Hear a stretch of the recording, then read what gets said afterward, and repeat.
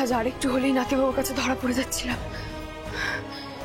না না না না না, জেলার কাকার সাথে কথা বলতেই হবে, যেন যত তাড়াতাড়ি সম্ভব সত্যিটা ওদেরকে বলে দেয়। এই জোনাকি বিশ্বাস এমন কোনো কাজ করবে না যাতে সব বিশ্বাস ওর উপর থেকে উঠে যায়।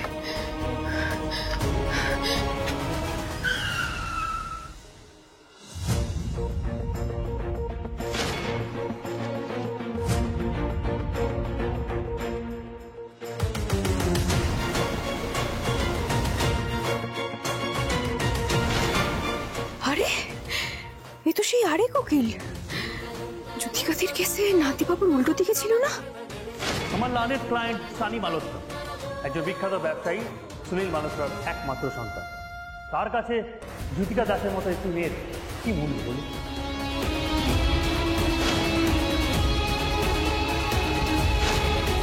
বুঝো কেস, কিন্তু এটা কি মিস ছোট ম্যাডামের গাড়ি?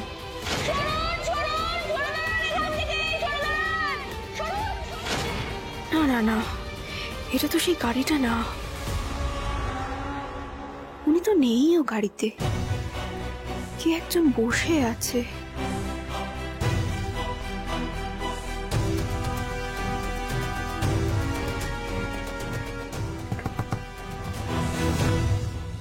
স্যার আপনার চুইংগাম।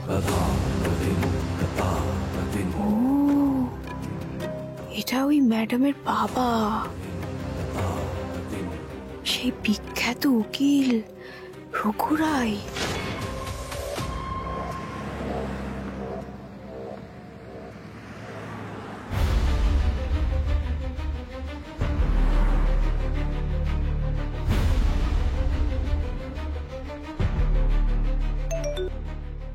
হ্যাঁ না বলো। হ্যাঁ এসেছে, সোজা ভেতরে চলে গেল। কি ধ্রুব মিত্তির পামসুর হোটেলে গেছে? নাতিবাবু?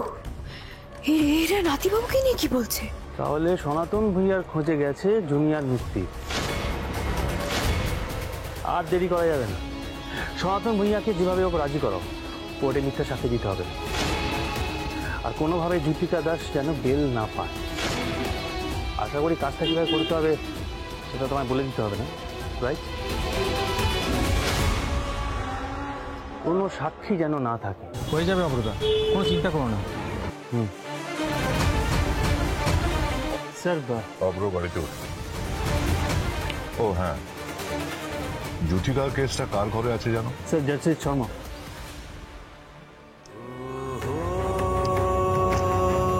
জাস্টিস শর্মা। বেশ, রনকে বলো যেন হোটেলের দিকটা ঠিকঠাক ভাবে সামলে। উঠে পড়ো, চলো।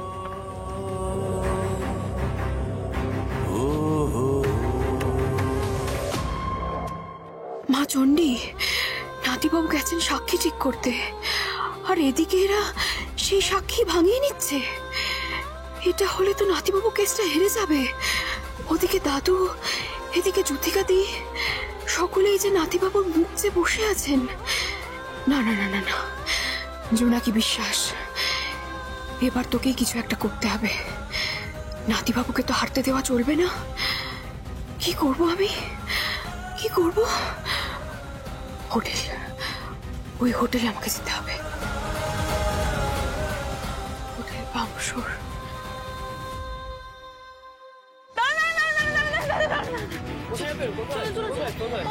ওটা হোটেল, হোটেল পামসুর, হোটেল পামসুর।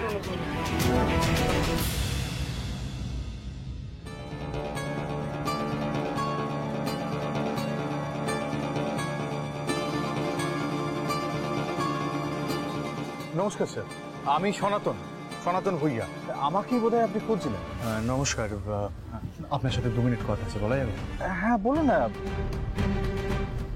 এইখানে নয়, আপনি আসুন।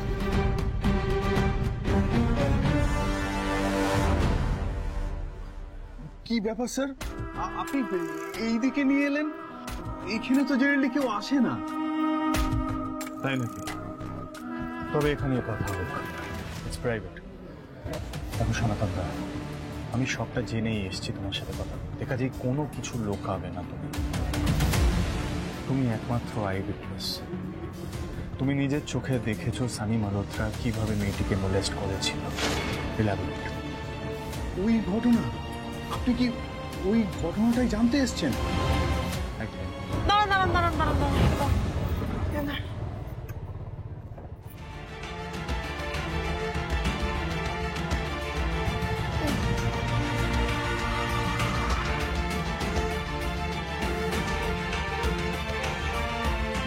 বাবা, এটা অনেক বড় হোটেল, বিরাট কেস। এবার ওই লোকটাকে আমি কি করে খুঁজবো? ঘরের গাদায় ছুঁচ খোঁজা এর থেকে অনেক সহজ। কি হবে? মা চণ্ডী, তুমি আমায় কি পরীক্ষায় ফেললে এটা মা চণ্ডী? দেখো মা, তুমি আমার সাক্ষী অব্দি পৌঁছে দাও মা। জয় মা চণ্ডী। হ্যাঁ স্যার, আমি এই ঘটনাটার সাক্ষী। আমি নিজে চোখেই দেখেছিলাম। সানি মালহোত্রা আমাদের এখানে পুরনো ক্লায়েন্ট। উনি প্রায়ই আসেন এখানে। আর আমার সেদিনকে ডিউটি ছিল। সেদিনকে আমি ওই রিসেপশন দিয়ে যাচ্ছিলাম, তখনই দেখি একটি মেয়েকেও টেনে নিয়ে ওর রুমে যায়। নিজের চোখে দেখেছো এটা তুমি? হ্যাঁ স্যার, সেদিনকে সানি স্যার অন্য দিনের থেকে একটু বেশি ড্রিঙ্ক করেছিলেন এবং ওনার ঘরের দরজা বেশ কিছুক্ষণ বন্ধ ছিল। কিছুক্ষণ পর আমি পাশের রুমে খাবার দিতে যাই, তখন দেখি ওই মেয়েটি কাঁদতে কাঁদতে বাইরে বেরিয়ে আসে। তারপর কেমন আলু থালু অবস্থায় আমাকে দেখে কান্নায় ভেঙে পড়েছিল স্যার। জানেন তো স্যার, অনেক কিছু মুখ বুঝে সহ্য করতে হয়, চুপ করে থাকতে হয়। এটা আমাদের কাজের প্রোটোকল স্যার। কিন্তু ওই মেয়েটার কথাগুলো স্যার ভুলতে পারিনি। কি কথা? ও বারবার বলছিল সানি মালহোত্রা নাকি ওকে শেষ করে দিয়েছে। আমি পুলিশে সব জানাবো। তারপর কি হচ্ছে বলো। আর ওর নাম বলছিল যুথিকা দাস। যুথিকা দাস। তারপর?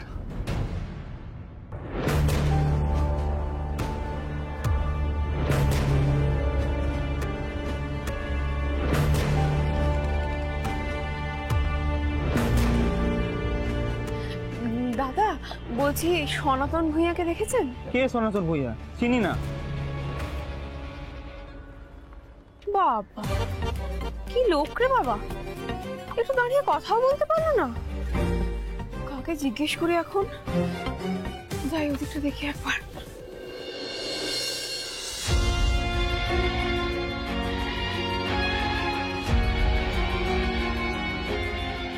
তোমার রাগ হচ্ছে না সনাতন দা? একটা মেয়ের জীবন নিয়ে ছিনিমিনি খেলা হয়েছে, তাকে ফাঁসানো হয়েছে, টর্চার করা হয়েছে। তোমার একবারও মনে হলো না যে যেই সানি মালহোত্রা এরকম একটা ক্রাইম করেছে, একটি মেয়েকে মোলেস্ট করেছে, তাকে কোর্টে তোলাটা দরকার, যাতে ইন ফিউচার কেউ এরকম একটা ক্রাইম করার আগে 10 বার ভাবে। কি সনাতন দা, কিছু বলো? হ্যাঁ স্যার, মনে হয়েছে তো স্যার। সেদিনের ওই কান্নাটা বুঝতে পারিনি স্যার।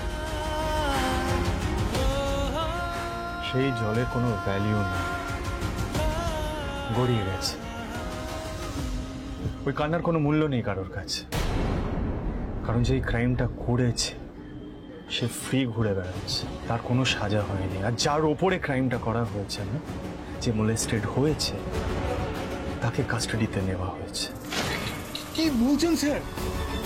যদি আমার কথা বিশ্বাস না করতে পারো তাহলে চলো আমার সাথে, দেখবে যুথিকা দাস জেল কাস্টাডিতে আছে এবং এমন ভাবে ওকে ফাঁসানো হয়েছে যাতে ও বেলও না পায়। বুঝতে পারছো? যার এত বড় ক্ষতি হয়েছে সেই জেলে? রাগ হচ্ছে তো? আমি দেখতে পাচ্ছি, রাগটা দেখতে পাচ্ছি তোমার চোখে। আর এই রাগটা না বাঁচিয়ে রাখো সনাতন। কোর্টে যা যে রাগটাই দেখবে, এটা কাজে লাগবে আমাদের। আমি ধ্রুব মিত্রের, যুথিকা দাসের উকিল। কোর্ট থেকে সামান আসবে সনাতন দা। তুমি যদি এই কেসে যুথিকার হয়ে সাক্ষী দাও, তাহলে আমি তোমাকে কথা দিচ্ছি, আমি যুথিকা দাসকে জেল থেকে বার করব, ওকে নির্দোষ প্রমাণ করব। তুমি সাক্ষী দেবে তো?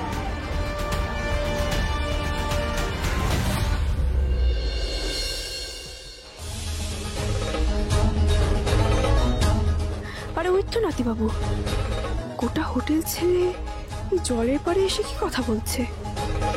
যাকে ভালোই করেছে, এদিকে লোকজন অনেক কম।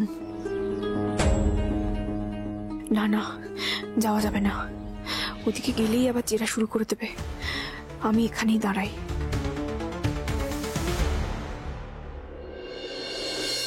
আচ্ছা, ওই লোকটা কে? উনি কি সনাতন ভূঁইয়া? কিন্তু উনি নাতিবাবুর সাথে কি কথা বলছেন? ওকে তো ওই বড় উকিলের লোকটার হাতে নেওয়ার কথা না? সাক্ষী দেবে তুমি? মেয়েটিকে নির্দোষ প্রমাণ করতে হবে সনাতন দা। Sunny Malhotra is the culprit. Please, খুব দরকার, খুব প্রয়োজন আমাদের। তুমি একমাত্র আই উইটনেস সনাতন দা। তুমি যদি সাক্ষী না দাও, কোনোভাবে নির্দোষ প্রমাণ করা যাবে না জ্যোতিকা দাসকে। তুমি একমাত্র হোপ। প্লিজ সনাতন দা, প্লিজ প্লিজ কিছু করো, হেল্প আস। হ্যাঁ স্যার, আমি সাক্ষী দেবো স্যার। ওকে দেখেই বোঝা যায় স্যার, খুব গরিব ঘরের মেয়ে, আরো খুব বিপদে পড়েছে। আমার একটা সাক্ষীতে যদি ও ছাড়া পায়, আমি দেবো স্যার, আমি সাক্ষী দেবো। থ্যাংক ইউ সনাতন, থ্যাংক ইউ। ম্যাম, আপনি এখানে কি করছেন? আপনি এখানে এভাবে দাঁড়াতে পারবেন? আপনি প্লিজ বাইরে যান। আজ আমার কপালে দুঃখ আছে। আপনি দাঁড়িয়ে আছেন কেন? যান।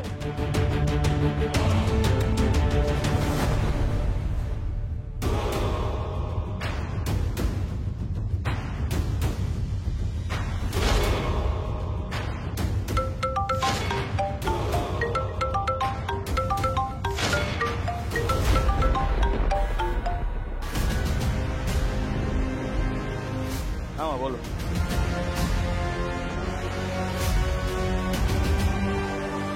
সে আর প্রেশার কমবে কি করে জাস্টিস মিটারে? সারাক্ষণ যদি চেঁচামেচি করতে থাকে, প্রেশার কমে নাকি মানুষ? বাবা বাঁচালে তুমি।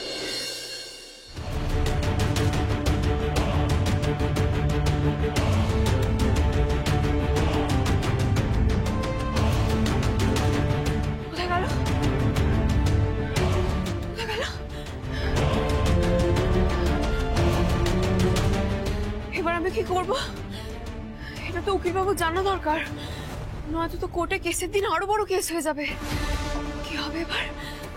না না, উকিলবাবুকে কি আমি সবটা বলে দিই যে কোর্টের বাইরে আরো কত বড় ষড়যন্ত্র চলছে? কিন্তু কিন্তু উনি তো উকিল মানুষ, মুখের কথা কি বিশ্বাস করবে? যদি যদি যদি প্রমাণ চায়, আমার কাছে তো কোনো প্রমাণই নেই। না, ওই ওই ওই ওই সনাতন ভূঁইয়াকে আমাকে খুঁজে বার করতেই হবে। কত দূরে বা যাবে দেখি, কোথায় যাই আমি?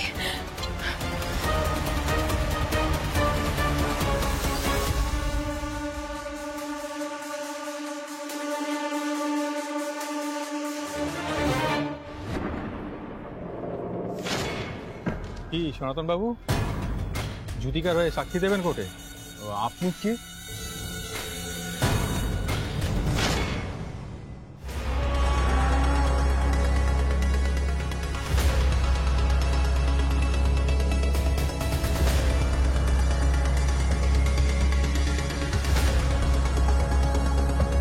সেটা অতটা বেশি ইম্পর্টেন্ট না। আপনার জন্য যেটা ইম্পর্টেন্ট সেটা হলো এটা।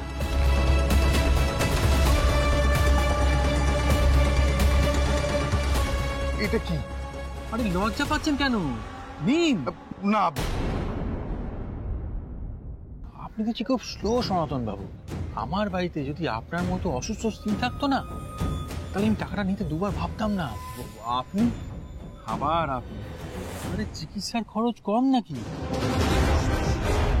এতগুলো টাকা নিজের পায়ে নিতে চলে এসছে।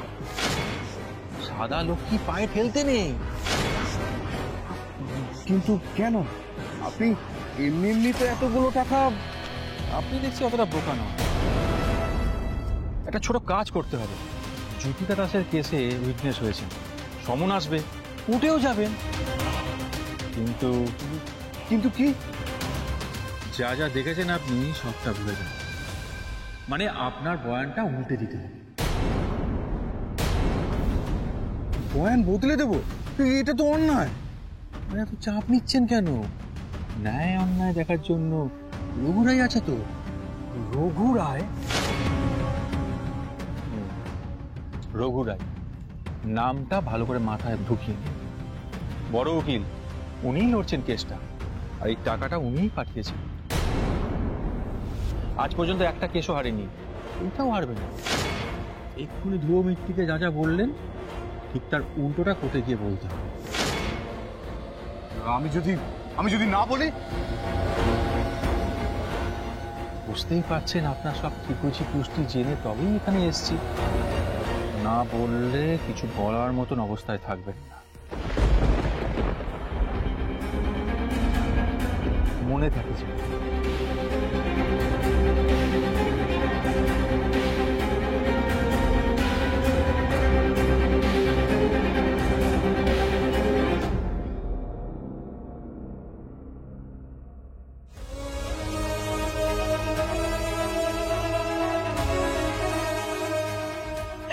আমি কোনো অন্যায় করিনি স্যার, আমি নির্দোষ স্যার। আপনি বিশ্বাস করুন স্যার, আমাকে অন্যায়ভাবে ফাঁসানো হয়েছে স্যার। সনাতন ভূঁইয়াকে যেভাবে হোক রাজি করো, কোর্টে মিথ্যা সাক্ষী দিতে হবে। আর কোনোভাবে জ্যোতিকা দাস যেন বেল না পায়।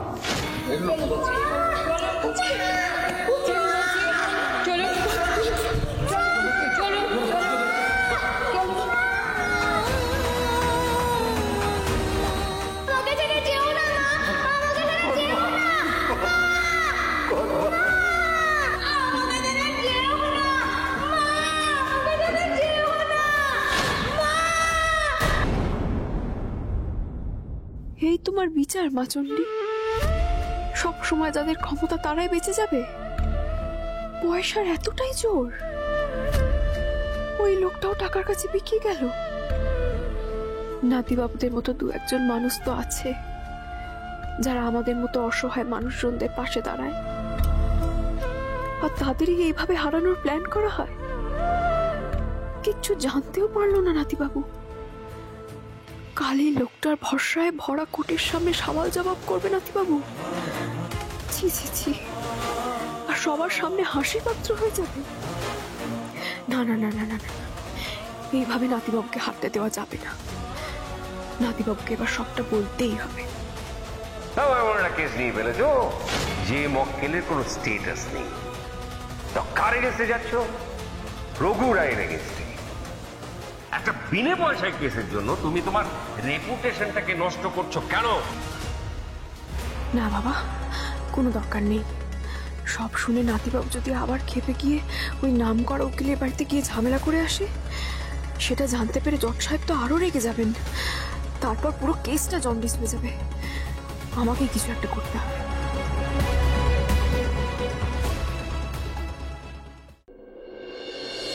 তপদি, আলটিমেটলি তোমার দ্বারা কিছুই হলো না। আমি তো জানতাম অন্তত একজন তোমার কথা শোনে, কিন্তু এখন তো দেখছি সেটাও ঠিক না। মানে ধ্রুবর ওপরেও তোমার কোনো কন্ট্রোল নেই। কে কন্ট্রোল করছে তোমার ছেলেকে? কার কথায় সে নীলমাধবপুরে থেকে গেল? আরশোলা। হ্যাঁ সঞ্জনা, আরশোলা? হ্যাঁ ওই তো সরি, জোনাকি। ওই মেয়েটাই সবকিছু করছে। আরে সারাক্ষণ ধ্রুবের পাশে পাশে ঘোরে। তোমার বোধহয় বুঝতে কোথাও ভুল হয়েছে। এই পুজোর কটা দিন মেয়েটা সারাক্ষণ পুজোর কাজে আমাদের হাতে হাতে সব কাজ করেছে। আর তুমি বোধহয় একটা জিনিস জানো না যে ধ্রুবর ঠাম্মির শরীরটা ভীষণ খারাপ। ওর ঠাম্মি সুস্থ হলেই ধ্রুব ফিরে আসবে। কিছু মনে করবেন না বৌদি, একটা ছোট্ট প্রশ্ন ছিল। আরে রঘু, এসো এসো এসো এসো, বসো। হ্যাঁ বসছি, তবে তার আগে ছোট প্রশ্নটা করে নি। মানে may I proceed your lordship? আরে কি বলছো, বলো বলো। হ্যাঁ, তো যেটা বলছিলাম, আঙ্কেল আন্টি তো অনেকদিন ধরে ওখানে একাই থাকেন, বয়সও হয়ে গেছে, শরীরটাও খুব একটা ভালো নেই। ধ্রুব কি এর আগে ওখানে কোনোদিন থেকে গেছে? না না, থেকে যায়নি, কিন্তু এই প্রথমবার ধ্রুব চোখের সামনে ওর ঠাম্মি অসুস্থ হলো, আর ডাক্তার বলে গেলেন বেড রেস্ট। ধ্রুব ওর দাদু আর ঠাম্মিকে ফেলে রেখে আসতে চাইল না, তাই এইবারটা থেকে গেল। এত কিছুর মধ্যে একটা শব্দ কিন্তু খুব ইন্টারেস্টিং বললেন আপনি বৌদি, এইবার। এটা ক্লিয়ারলি ইন্ডিকেট করছে আমি যেটা ভাবছি সেটা একদম ঠিক। এইবার দেখো, আমি জানি ও যা যা করেছে তোমার চেম্বারে গিয়ে, তাতে তোমার খারাপ লাগাটাই স্বাভাবিক। আরে না না, ওসব আমি কিছু মনে করেছি, ছেলে মানুষ, এখন ওদেরই এনথুজিয়াজম থাকবে, তাই না? তবে বৌদি যেটা বললেন না যে ওই এইবার, খুব রিসেন্টলি ধ্রুবর হাব ভাব কিন্তু পাল্টে গেছে।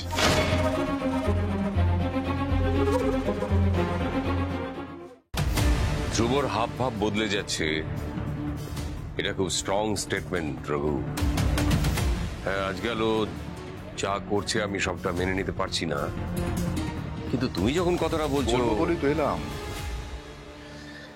দেখো না, এতদিনের ফ্যামিলি রিলেশন আমার, এবার ধ্রুব হোক সঞ্জনা হোক, এদের দুজনের ভালো খারাপের দায়িত্ব তো আমাদেরই দেখতে হবে, তাই না? তবে সঞ্জনাকে যেটা বলেছে সেটা শুনতে কেমন যেন একটু কানে লাগলো। কি কি বলেছে ধ্রুব? বলেছে আমার এগেনস্টে কেস লড়ছে বলে ওনাকে সঞ্জনার সাথে ডিস্টেন্স মেনটেন করতে চায়। না না, এটা খোঁজ নেওয়া দরকার। আমি বলছি কেউ ওকে ইনস্টিগেট করছে কিনা সেটা খোঁজ নেওয়া দরকার। এমনিতেও জাস্টিস মিটারকে নতুন করে মানুষ চেনাতে আমাকে হবে না, তাই না? তবে এই বিষয়টা কিন্তু খুবই সিরিয়াস। হ্যাঁ, আমি আসি, আমার কাজ আছে। আরে এইভাবে বেরিয়ে যাবে কি? একটু বসে যাও, না, না, না। আর একটু কফি অন্তত খেয়ে না যাও। না না, থাক থাক থাক থাক। যেটা বললাম সেটা একটু মাথায় রেখো।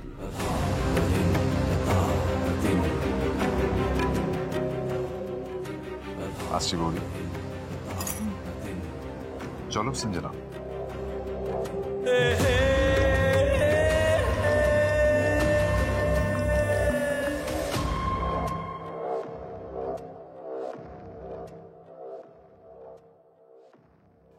এটার মানে বুঝতে পারছো? রঘু নিজের কাজ ফেলে মেয়েকে নিয়ে এই বাড়িতে এসেছে এই কথাটা বলতে। রঘু কিন্তু একটাও ভুল কথা বলেনি। ধ্রুব যে সঞ্জনাকে কি বলেছে, আমি আমি সত্যি তার বিন্দু বিসর্গ কিছু জানি না। এখন তুমি অনেক কিছুই জানতে পারছো না তপতি। এই কেসটা সিরিয়াস দিকে চলে গেছে, এটা আর তোমার পক্ষে সামলানো সম্ভব নয়। কেসটা এবার আমাকে টেক আপ করতে হবে।